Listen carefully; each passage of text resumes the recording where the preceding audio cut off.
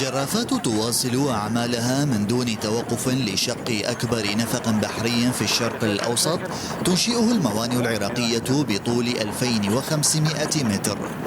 النفق المغمور تحت الماء بمستوى 30 مترا مخصص لنقل البضائع عبر الشاحنات بعد ربطه بين مينائي أم قصر والفاو الكبير فضلا عن الطريق الدولي.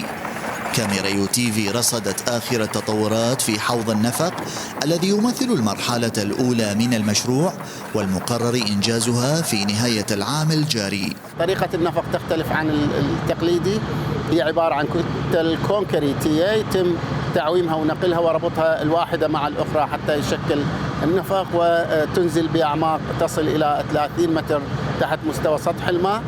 المشروع من المؤمل ينتهي نهاية هذا العام، واصل إلى مراحل 70% من الإنجاز.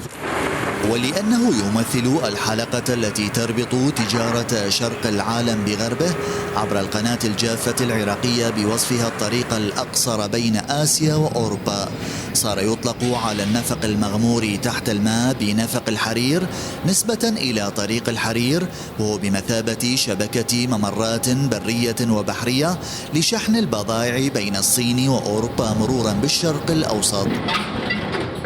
هناك توجهات لإدامة وتأهيل الدراي شانل العراقي أو القناة الجافة العراقية، لأن البضائع القادمة من شرق آسيا من الهند باتجاه أوروبا ستسلك هذه الطرق، لذلك كان اهتمام كبير بهذه الطرق حتى تكون طرق واصلة سريعة.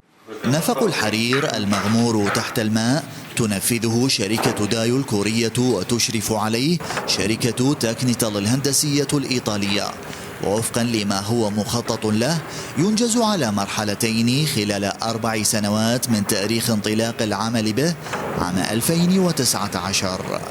تحسين شبكات الطرق البرية والممرات البحرية لأغراض تجارية يدعم انفتاح العراق اقتصاديا ويجعله محورا مهما للدول التي تبحث عن أسواق جديدة لإيصال منتجاتها بأقصر وقت.